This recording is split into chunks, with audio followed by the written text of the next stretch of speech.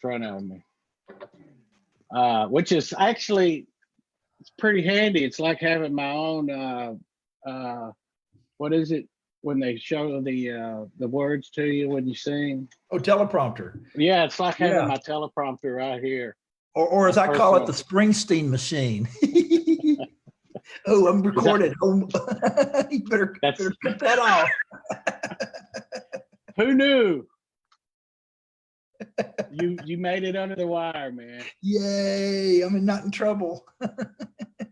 No, I want one of them too. That's the only. I'm just jealous. That's a lot of songs to remember. I mean, hell. Yeah. I bet you're well over you. I mean, forget him. It's what are you probably several hundred songs by now? No, you're good. Oh yeah. I mean the truckers have recorded over 200, and I've written. I mean, God, I've written well over 3,000 songs in my life. I've got too many. So last night I did. Well, I guess we'll save it for the thing, but whatever. I think that's good. Well, I think we're live now, right? So, hello, I'm Ray Waddell, and welcome to the latest edition of Pollstar Live One-on-One, our ongoing streaming Q&A series. And today I'm really happy to be here with legendary singer, songwriter, guitarist Patterson Hood, co-founder of one of the all-time great live rock and roll bands, the Drive-By Truckers, as well as an accomplished solo artist.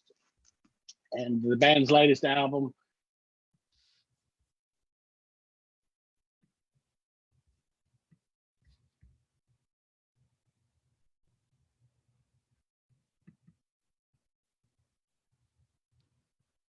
oh, you froze up on my end.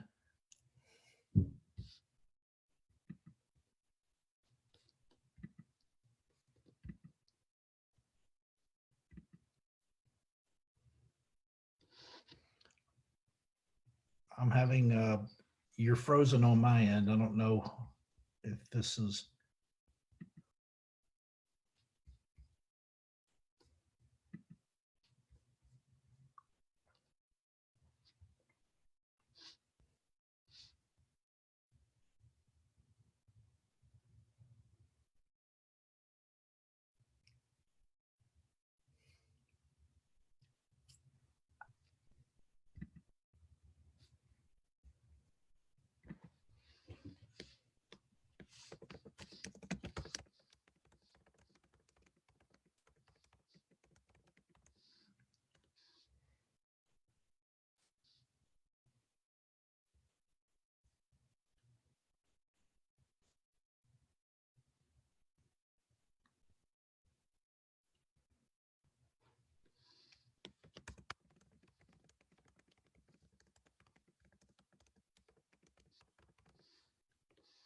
I don't know what happened there, but I'm back now. All right. What were you doing? Just like tap dancing? I was typing a note to Taylor asking if there was anything I needed to do. Well, whatever happened, I'm back now, and that was bizarre, but such is life. You ever had your power go out at a show? Yes, I have. We did a show one night in Little Rock, Arkansas, and the power went off, and I guess they figured it wasn't going to come back on. They ran a few extension cords from like a building next door or something over enough to basically turn on like 2 lights, and we basically performed acoustic for the audience until they got power back on. I think I'm not sure if it ever came on or not. I can't remember now. I know we played for a while just acoustic, and it was people still talk about that night in Little Rock. Well, that's kind of what happened to me. And nobody has any idea how fast I was actually moving during that time frame. So, when was your last live show? I've got on my record Lexington, Kentucky on April 23rd. Was that it? No, we didn't. all our April shows and March shows all got canceled. The last show that we actually played was Washington, D.C. at the 930 Club. When was that? That was like, it was either I think it was the 29th of February or March 1st. It was one of those two. And whatever the Saturday was. And then I flew to Mobile and did a solo thing with my friend Will Johnson down there in Mobile, and then came home. And then a week later, I flew out to Indianapolis to start the next leg of the tour. And we got as far as 2 songs into sound check when it all got canceled. And we sound checked, then loaded the bus back up and loaded the trailer. And I hitched a ride back to Atlanta and flew home. And I've been here at my house ever since.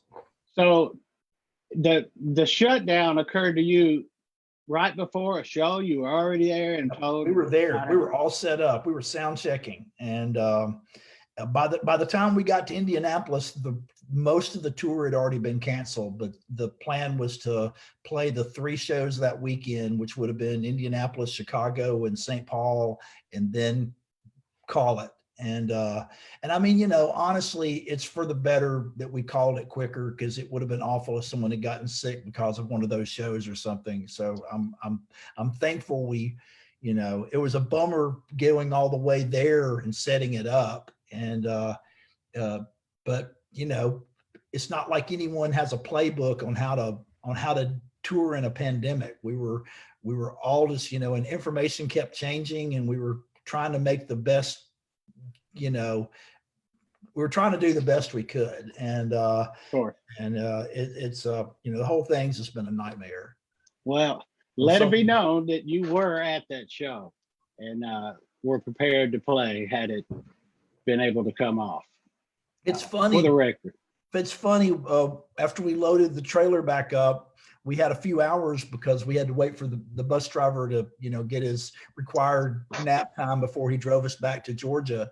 And so we walked down the street and ate at some chicken place down the street. And we were walking back and we ran into a bunch of fans, and they had driven like several hours to be there. And of course the show got canceled, and you know, and I felt bad for them, and they actually thanked me. And like one of the guys is like, you know, we weren't going to miss the show, but y'all did the right thing. You know, it's if the show had gone on, we weren't going to miss it. But in all honesty, it's good that we're not going in there and doing it. And I just like, it was really kind of moved me that they said that, you know, and it kind of made me think about it in a different way too, you know, because I'll be totally honest, you know, I was doing a lot of kind of grumbling and feeling sorry for myself in the midst of all of that. And so to have somebody who had, you know, literally, you know, driven 3 hours each way to come to a show that got canceled, thank me for canceling the show, kind of hit home. I think what I take away from that is they would have gone. And what I've said a lot of times, I think if we put shows on, the hardcore fans would go. They'd walk in a burning building to see. I mean, you guys have fans that wear Pampers or whatever, so they don't have to go to the bathroom during a show. I hope they don't do that anymore. Am I wrong? I mean, I know what you're talking about, but yeah. So I mean, they would. In the movie. The point being, they would risk it. Yeah. But and a lot of hardcore fans were, especially, you know, for some pop acts and just any kind of hardcore fan. That's what's so great about this business is they're devoted, you know, to the, not just to listen to the band, but to be in the room, you know, when it's going down. That's the magic. So I think the industry has a bit of a responsibility, and we'll get into all that as we go a little further. But I first came across you guys on from Alabama Ass Whooping. That was the first album I heard.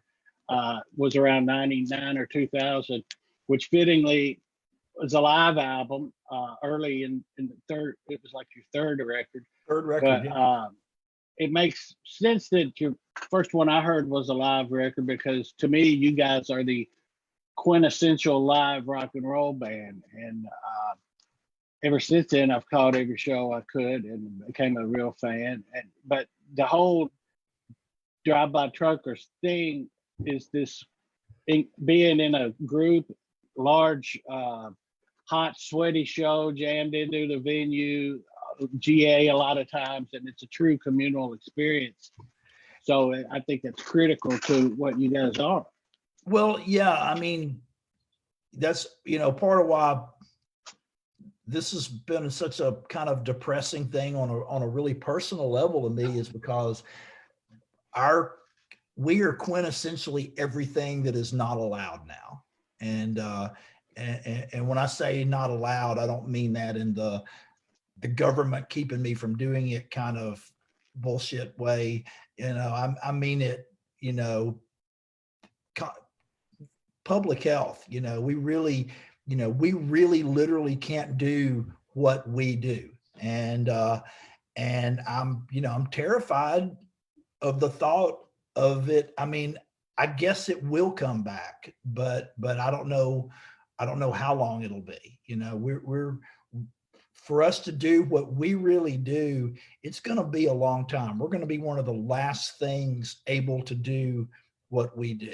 People, they will figure out a way for people to get their haircuts long before they can figure out a way for people to stand shoulder to shoulder in a hot, sweaty room, singing at the top of their lungs with the band on stage, and which is basically what we do for a living. And I think I told you one time what we did for a living was we were in the t-shirt business. I think I told you that one time. It got quoted a bunch, but honestly, we're in the making big burly grown men who look like you and me cry publicly business. Yeah.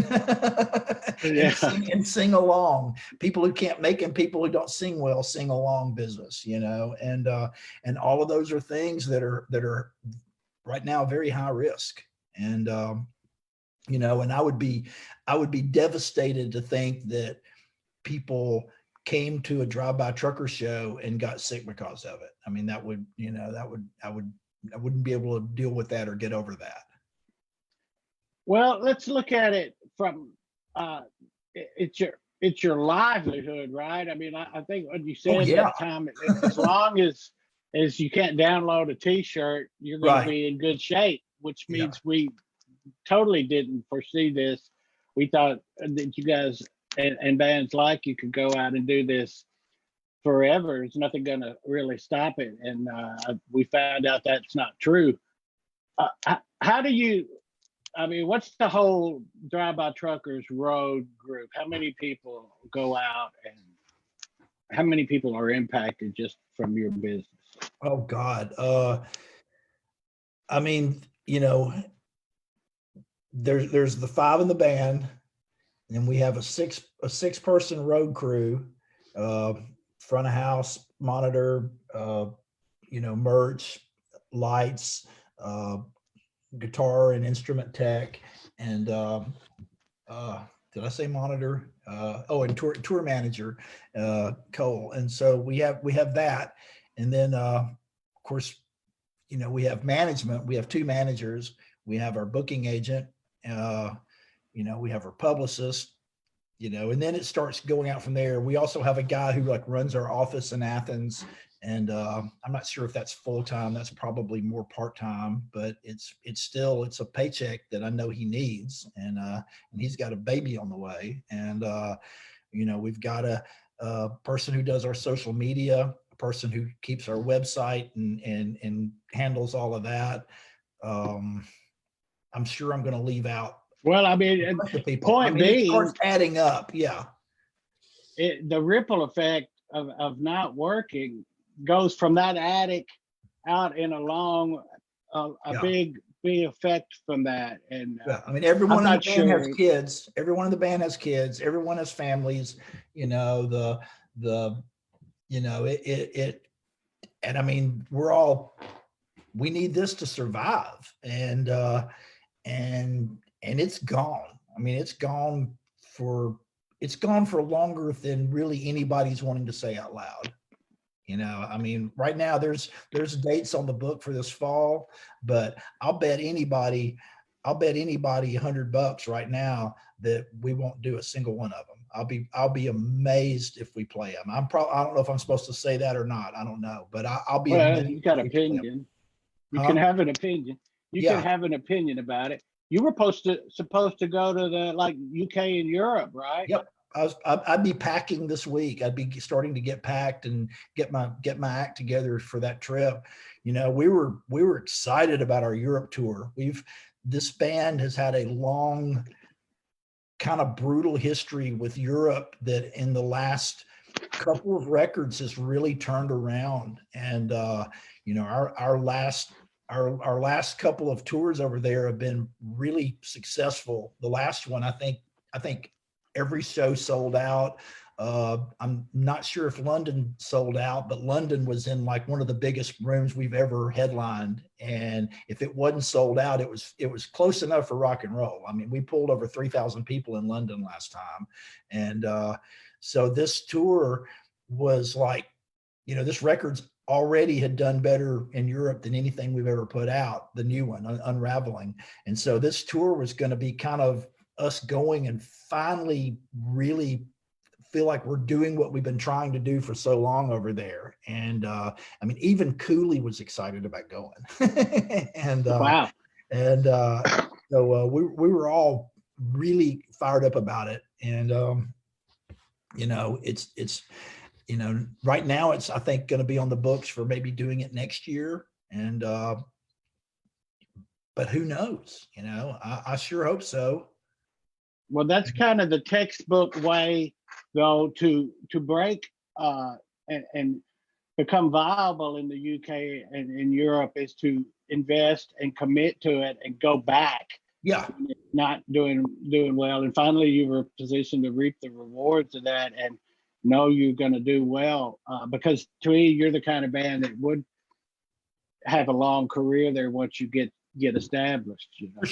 For sure. And I mean, I've had a real, from day one in this band, had a real personal investment in my head about playing Europe and about trying to build something over there. And to be honest, it's probably the single biggest frustration in my career has been how long it took to actually have that happen. I mean, we've had sometimes just crazy bad luck. There were some bad decisions on our part, I'm sure, that entered into it a few times, and just, you know, fate entered into it. And we finally kept persevering and kept going back to the point to where we overcame all of those things and kind of got it together over there. And so I was really, like I said, I mean, I've been excited about this year's Europe tour. You know, we've had it planned for a year,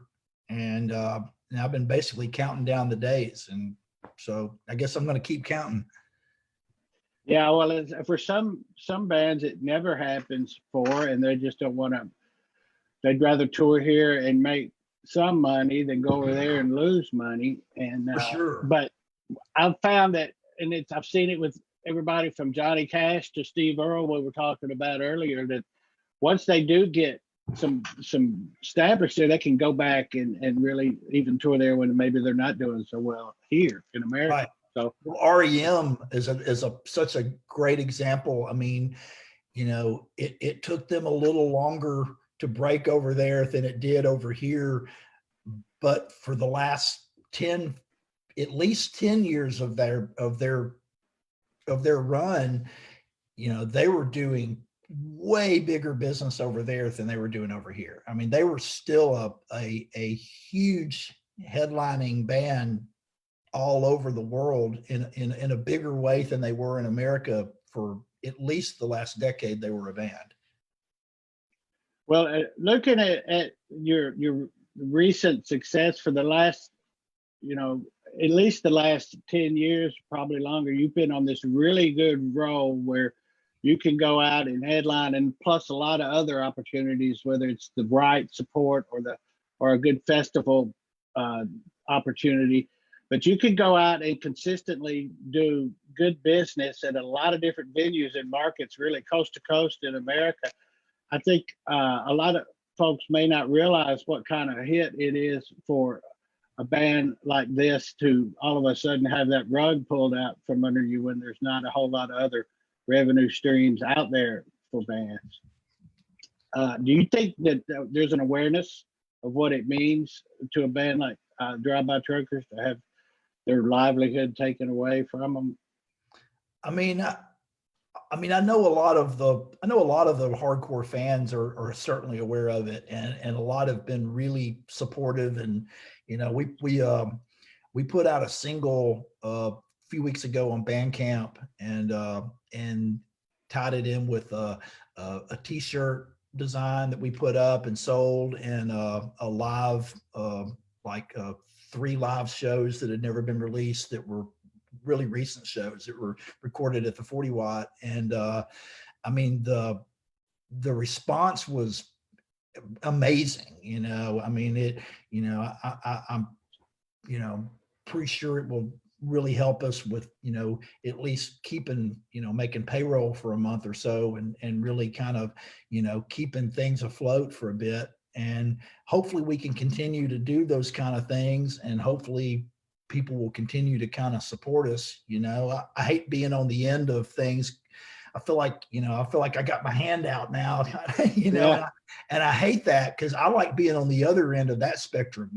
I love doing benefits and raising money for other people and for causes. And, we have Nucci Space. It's been our pet cause for, over 20 years now.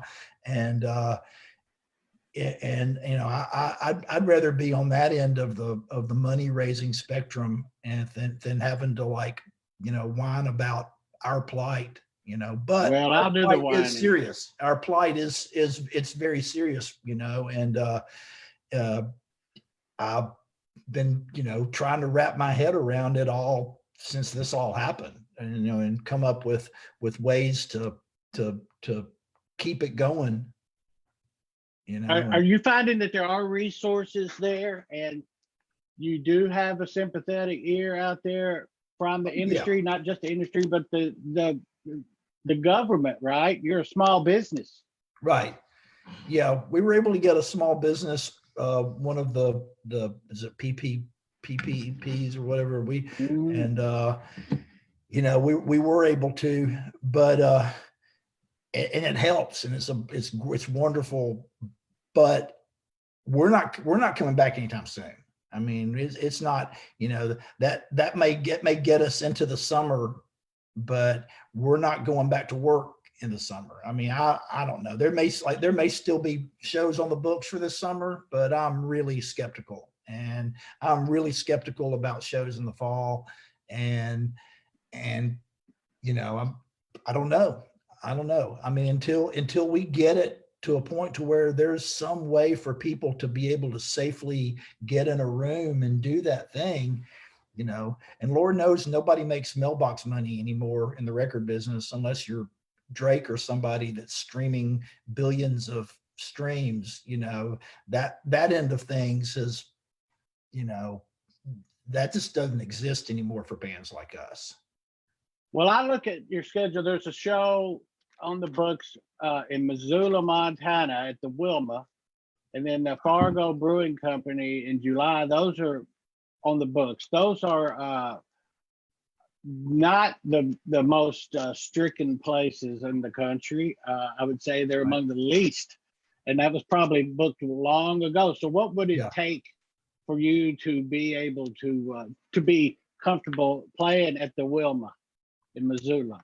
God, I mean,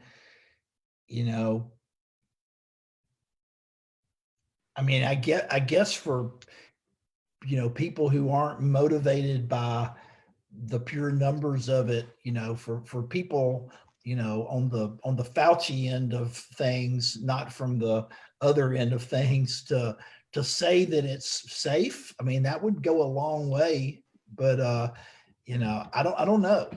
I love the Wilma. That's a beautiful theater. I'm just talking about it makes me sad. The thought of not going back to the Wilma I'm ready to go to the Wilma, you know, and I love Missoula. And I don't know, you know, I mean, we're, Lord knows we're eager to go back to work. We're as eager as we can be, but you know, I don't want to hurt our audience and, you know, or us or our crew, you know, you know, and there are a lot of people who come see our band who, you know, I mean, it's kind of a myth that young people can't get it anyway, but, you know, there are people who come see our band who aren't young people too.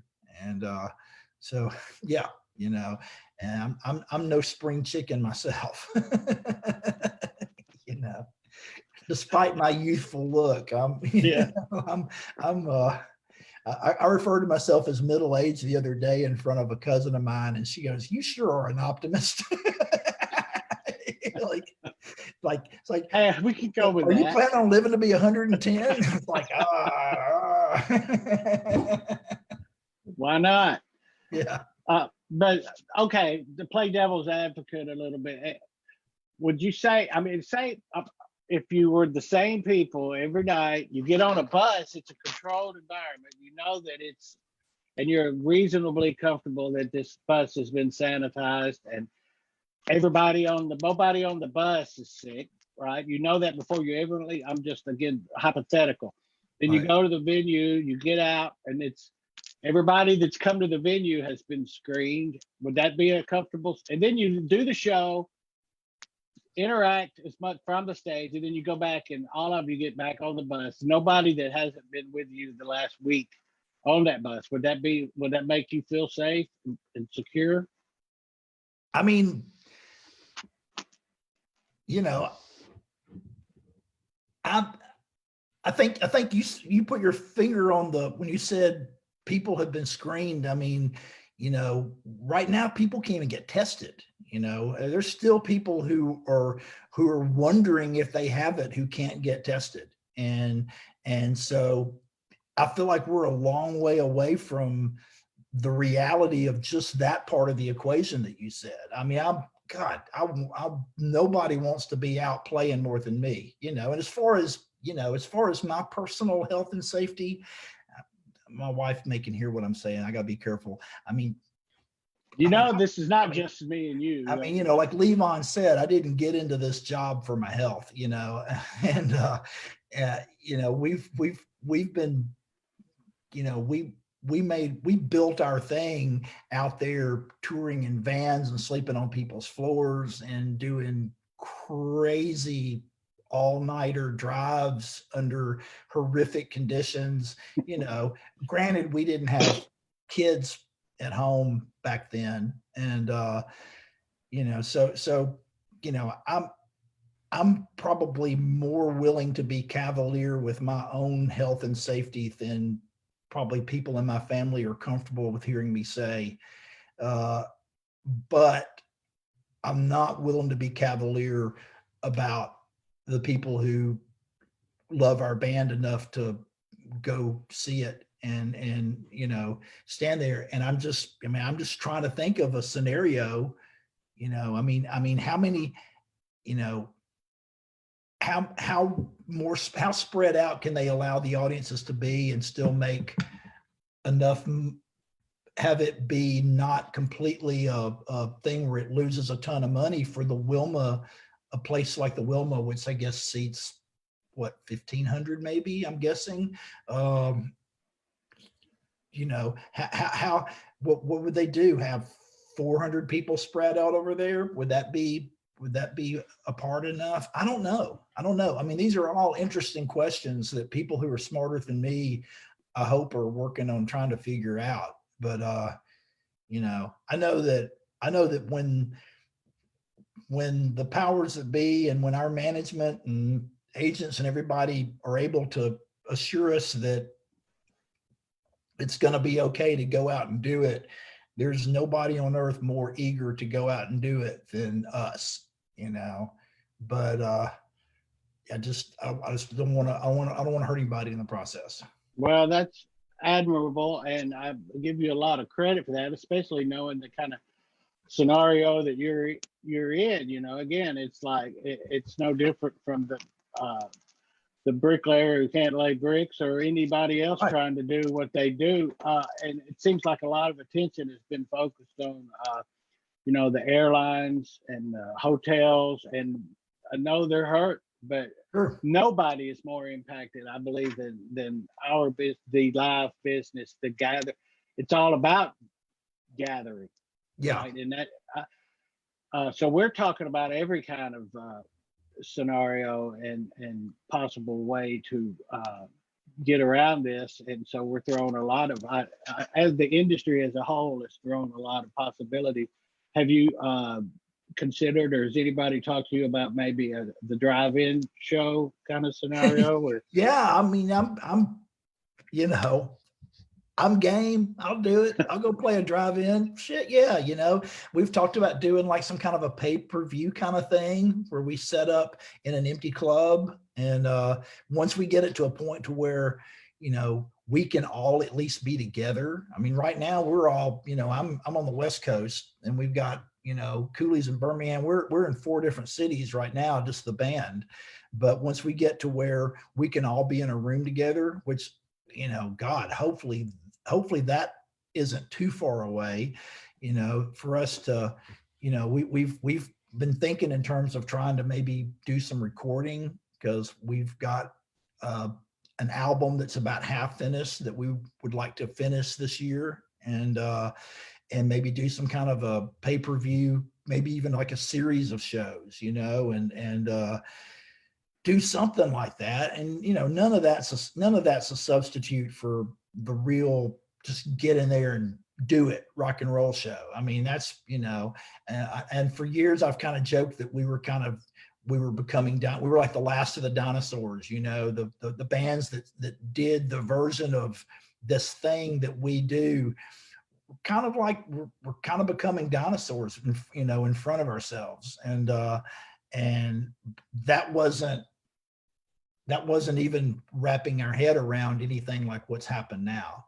And the other point that is really important to make with all this too is, especially if this drags out a long time, what will there be to come back to? I mean, the troubadours having to raise money to survive, the legendary troubadour, I mean, you think about, the impact that tiny little room has had on popular culture and music over a 50-year period, from Elton John onward, Warren Zevon and all that.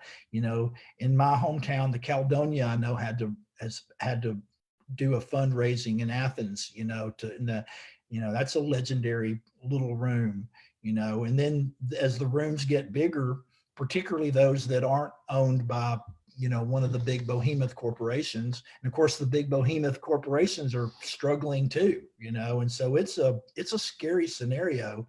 And excuse me. you okay, man? Pollen season, You all man. right? Oh, I'm fine. No, I don't think I've Bless got you. anything, except for the pollen starting to kick in here. But I have that. yeah, so it's so I'm scared of that idea of when we're able to go back on the road, so many of our favorite places just not even being there anymore. Well, not to mention who's going to go, who's going to be able to afford to go. And here Yeah. you are in a situation where you need to make as much as you can. And you would conceive that the traffic, the touring traffic would be elevated because all the people that have been off the road all of a sudden can go back, and you got a consumer who has less dollars in their pocket, most likely. Right. So it's not a perfect storm. It's a negative perfect storm to not do well. But I think everybody would take it if it could be done safely at this point. Yeah. Did you guys do meet and greets? And I mean, I know I've meet and greeted, but official fan club stuff. And do you think that has a future? I don't know.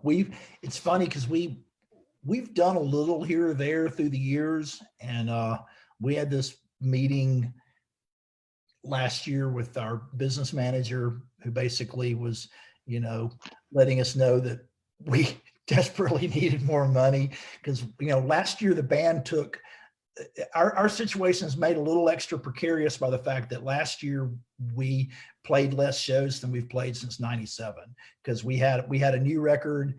It was finished and it got pushed back to January for a whole host of reasons that were all good reasons. And it just made sense to put all our focus on starting January 30th, going out there and really working it this year. And so we didn't want to burn out markets and burn venues and shows on us, last fall when we were going to be hitting it so hard this year. So we played the bare minimum of shows we could play last year and still keep the lights on, knowing that this year we were going to hit it twice as hard and make it up. And, and there was a little consternation among the accountants about where that left us coming into the holidays last year.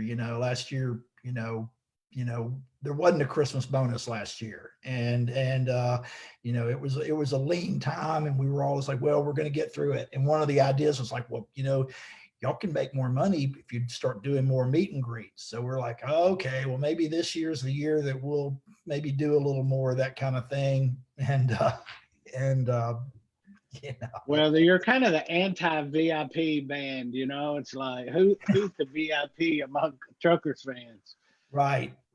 And and I mean, I love interacting with fans and I'm a social type person, but I can't say that speaking for everyone in my band. I mean, I'm sort of that guy in the band that is better equipped for that end of it. And, without naming names, we could say that I might have a partner or two that aren't.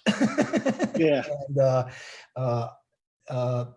I loved the Rush documentary where Neil Peart refused to do any of the meet and greet stuff. It was pretty great. But it's pretty noticeable in that band if somebody's not there. Yeah, so we have our own Neil Peart, but, or two. But so yeah, I mean, I don't know. I don't know that all of that end is going to be, it's all the great unknown now. Well, let's talk a little bit about the new record. Everybody needs to get this new record. It's very powerful. It's a dark record. It's called The Unraveling. And you recorded it in Memphis, right? Yeah. For the most part? Yeah, most of it. And Sam Phillips Recording Service. How'd that come about? That's a great name, by the way. Yeah, it was amazing. We've always wanted to make a record in Memphis, and we on the last album on American Band, we brought in another. We've worked with David Barbie over and over and over and over, and we wanted to keep on working with David Barbie because he's part of our family. He's part of the team.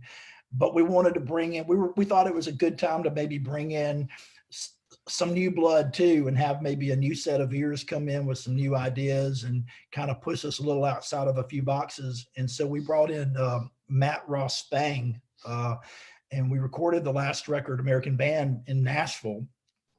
And Matt was our engineer on it, and we loved working with him, and he and Barbie just clicked, and it was a lot of fun. So we wanted to work with him again. Well, he's working now out of Sam Phillips in Memphis. And so we've always talked about wanting to record in Memphis. It's like, well, shit, let's go do it there at Matt's place. And then it just ended up being, I mean, so far beyond our best hopes. The place itself is just amazing. And it's like a time machine. And in the best of ways, 1962 with a little bit of 68 and a little bit of maybe early 70s thrown in as far as the gear and the design of it. And Sam Phillips designed and built those echo chambers himself. He had 3 different echo chambers built into the building. of different sizes. And so they restored them all to like they were intended to be. So we're like running stuff through those and getting just killer sounds. And Jerry Phillips was there every day, kind of holding court, and that was amazing. And just a great time. And then Mick Jagger ended up showing up one day, and with Peter Guralnick, and I mean it was we've made a lot of records, and I've never had an experience like making that one. And we did the whole thing in about 7 days, and but they were long days. I mean, we were putting in just crazy long days, and then crawling back to the Airbnb that we rented, sleeping like a coma sleep, and then getting up and immediately going straight back and doing it the next day. And so we ended up tracking 18 songs in 7 days. And damn. And we put 11 on the album. I think it's 11 or whatever it is, something like that. And is it 9? Maybe it's 9. I don't know. Whatever's on the record. And then you added another one. Yeah. Right. And, something like that. And you can hear it. It sounds, I mean, I remember listening to it, and it's obviously what you guys do, but it does sound produced in a positive way, right? Yeah. It really has a sound to it, a good retro rock production sound to it that I really like. I'm real proud of it. I mean, I think it's definitely one of our best works. And, in the fact that so much of it is kind of some new terrain for us sonically. And I think just the way the band played was so good on it too. Everybody really played well and sang well. And it's a good bunch of songs. It's a dark record. And,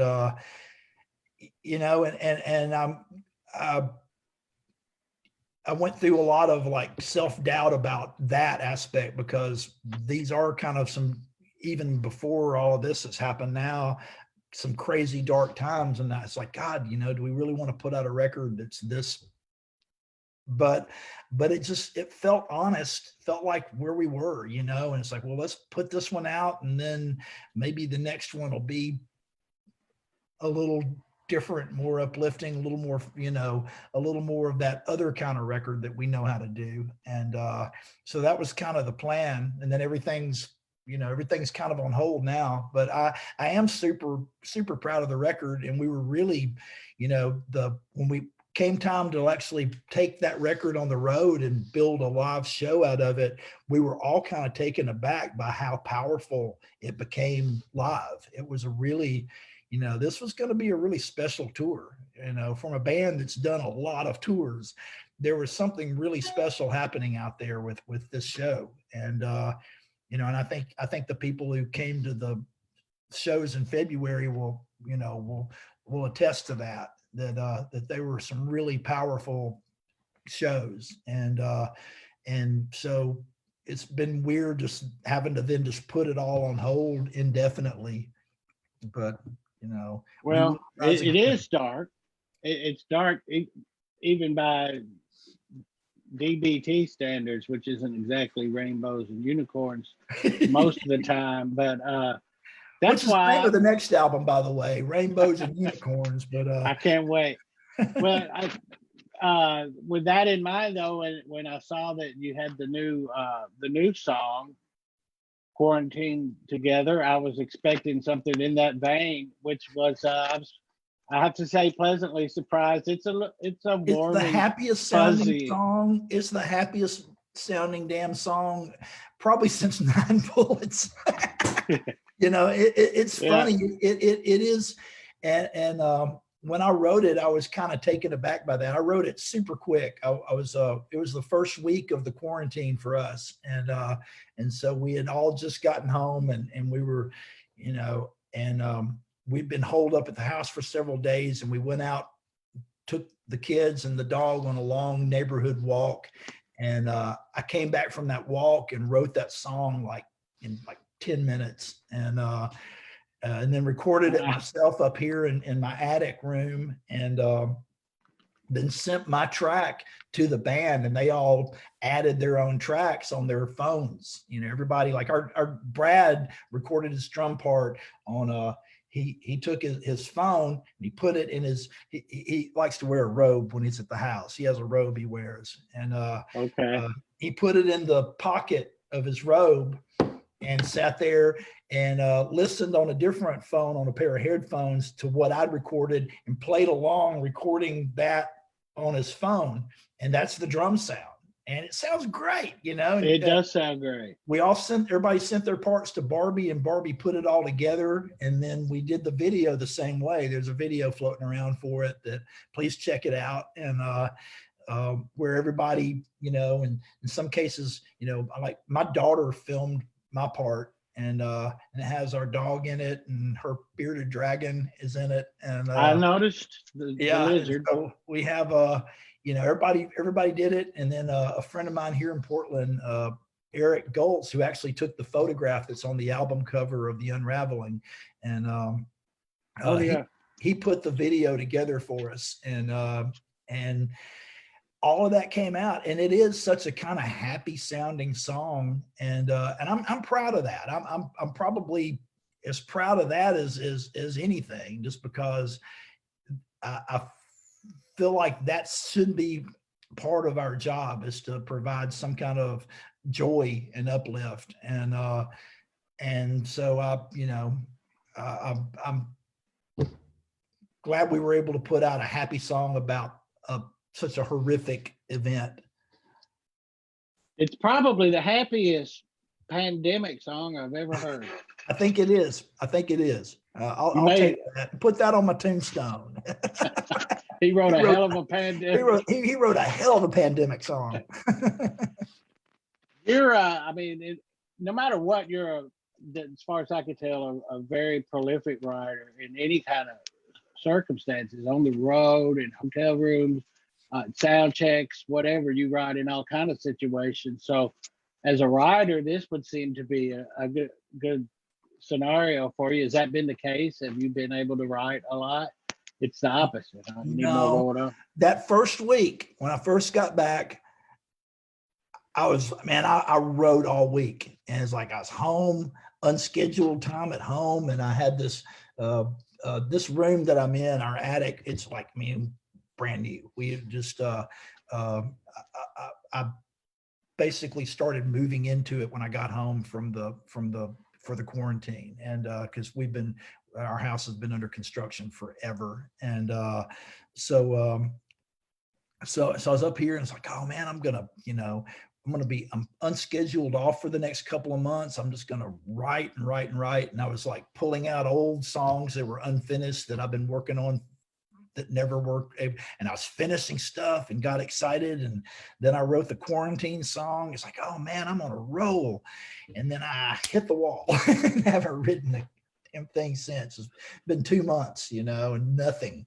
So I'm hoping I can overcome that and start writing again, though. I feel like I might be able to pretty soon. I've had a lot of other stuff I've been working on, because I've been working on trying to start doing these shows up here.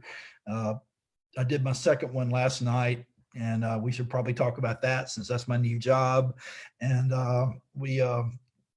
so I've been doing that. I've been very immersed in a lot of tech hell, trying to get this end of things, the tech end of things, up and running enough to where I can do shows up here and transmit them out to people who would want to see it, and have it not sound like ass, because I've really enjoyed watching a lot of people's live shows from their living rooms, but a lot of them have sounded really bad, and I still have enjoyed seeing people that I love play and perform, but I wanted it to sound better when I did it than some of them have. And of course, I think everybody's figuring out how to do it as we go too. But the first couple things I did when I played on a couple things, via Zoom or whatever, I would see the playback and I was just like, oh my God, I can't sound like that. You know, it's like, so I've been working on overcoming that. And so now that I've kind of got that situated, I'm hoping I can do more writing. Well, how did it go in terms of just playing the song? I mean, for you, was it rewarding, and did you enjoy it Sure. last Yeah. night? Yeah. I did my first one last week on Wednesday, whatever a week ago Wednesday was. And I'm doing kind of themed shows. I've got a lot of songs, and I tend to write kind of conceptually anyway when I'm working on a project. And so I thought it'd be fun to kind of make these shows have a theme to them. So the first week was a pretty loose theme, but it was basically the songs I put together for that list were all kind of based on either the way I was feeling or the way I was wanting to feel, and trying to kind of conjure that together. And then last night's show was an all request show. So we set up an email address for people to send in their requests when they bought tickets. And I had over 150 requests to go through. And I put together about a little over 2-hour show that I did up here last night, all based on those requests. And then I'm already working on the next show, which will be in 2 weeks. And it'll be on the 27th of May on a Wednesday. And they're all going out over Noon Chorus, which has been doing a really good job with the tech stuff. And so they're the ones who broadcasted and do that end of it. And they've been great to work with, and been really, really great to work with. And I've been real happy with the quality of the sound and their support for people who buy a ticket and are having a problem. And they've been really hands-on every level in the best of ways. So the next show, I've got all these songs through the years that I refer to as my family mythology songs. And, based on either stories passed down in the family or things that I've witnessed or whatever like that. And so I'm going to build a show around those songs. And that's something I've wanted to do for like years. I've literally had thought about taking that on the road at times and just never done it. So I'm working on putting that show together for the 27th, which is the day after what would have been my great uncle's 100th birthday, George J. Johnson, that I wrote the Sands of Iwo Jima about and for. So I'm kind of doing it as a 100th birthday celebration for him. He was my great uncle, and he was a big part of raising me. He was very much like another father to me, and way more like a father than an uncle. I mean, we were super close. So, but I got like Box of Spiders and 18 Wheels of Love and My Sweet Annette and Old Timer's Disease and all these songs that are family folklore, basically. And so that's going to be a fun project, and I'm already working on it. So I've got 2 more weeks to really get it together and try to put something together. And I'm also incorporating a little bit of like a spoken word aspect to these shows that I've never really done touring. And because I'm up here, and it's just it's easier to kind of be in that mode and do it. So, I've got a little book thing I've been working on for a number of years that kind of centers around my songs and songwriting. And so I've been like reading excerpts off of that as a lead in for certain songs and stuff. So I'm going to try to build on that and do more of that in some upcoming shows too. Well, you're good at that. I mean, some of my favorite moments on albums are the intros, the lengthy intros, whether it's the Alabama Icons or 18 Wheels of Love. What about Trains? You've visited that one before. I can do a show of Train songs. Yeah. I know. Yeah, I could certainly do that, or at least to just do a show built around the Adams House Cat songs, many of which were Train songs. But because Adam's House Cat at one point made a 4-track album that was all train songs back in the 80s. Boy, we were timely. Yeah, You think about the that's funny. 80s, you think about train songs, you know. Always. That would include the Tornadoes song, It right? did. That was in it. Yep. See, I have a pornographic memory. I That's recollect all that.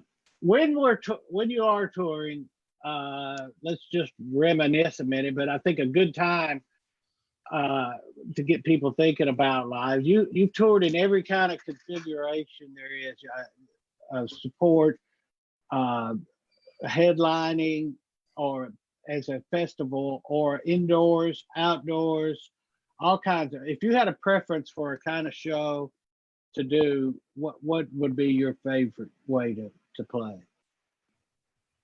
Well, I mean, my favorite is a full-on trucker show in one of our favorite rooms. I mean, we the last trucker shows we played was a 2-night stand at the 930 Club in DC.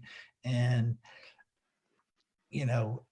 the thought of that being the last ever show is beyond my comprehension, but I can't think of a better place for the last show to have been, because I love the 930 Club. That place is very near and dear to our hearts. I feel the same way about the Fillmore, which was going to be part of the tour that got canceled in the March tour. We were going to be playing the Fillmore, and I love the Fillmore in San Francisco.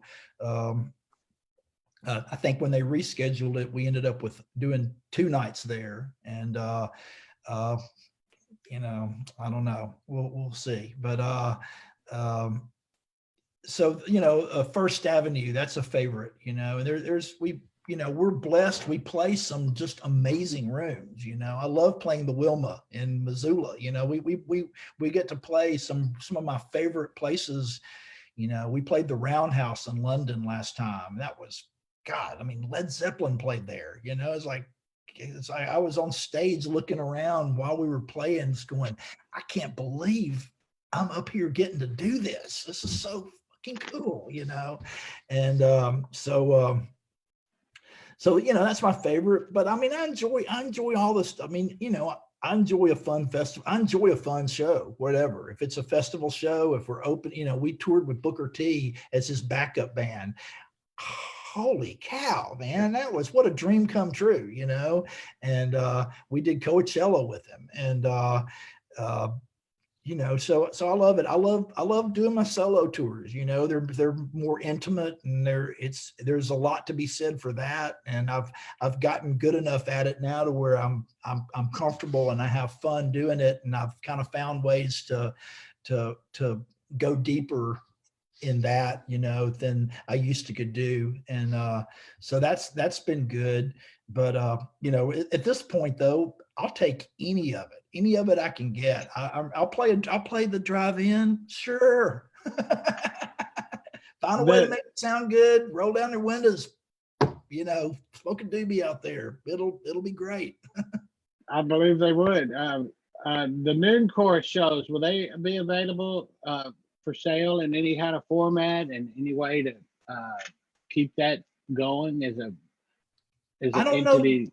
I know they're archiving it all. I know it's all being archived, and I know last night's show is still up. It's still available. They're keeping it up for, I think they're saying for 48 hours, which means it's up for another day and a half right now. So if you're watching this and you missed it, and you think you'd like to see, I played some deep cut rarity stuff last night, and some of those requests, I played the title cut from Blessing and a Curse for the first time in 14 years. And wow. And there were several super deep cuts. Did Untold Pretties with the story that the spoken word part. I think I've only done that live twice ever, maybe. Maybe. And so I did that last night. And so so I know we're going to be keeping the shows up for a couple of days now whenever we do them. As far as what'll happen after that, I don't know, but we have made an effort to definitely archive it and keep it so that we'll see. Well, as a moment in time, and I think it's maybe one day we look back on it and laugh. Remember when you had to do that to Yeah. just get your life thing going? So Yeah. hopefully that's the way it is, and it's a Yeah. complete rarity and not going to happen again. It'll be a chapter for that book. You remember that Cream show at Madison Square Garden? I was talking about that the other day when I knew that this was coming up. I was like, oh yeah.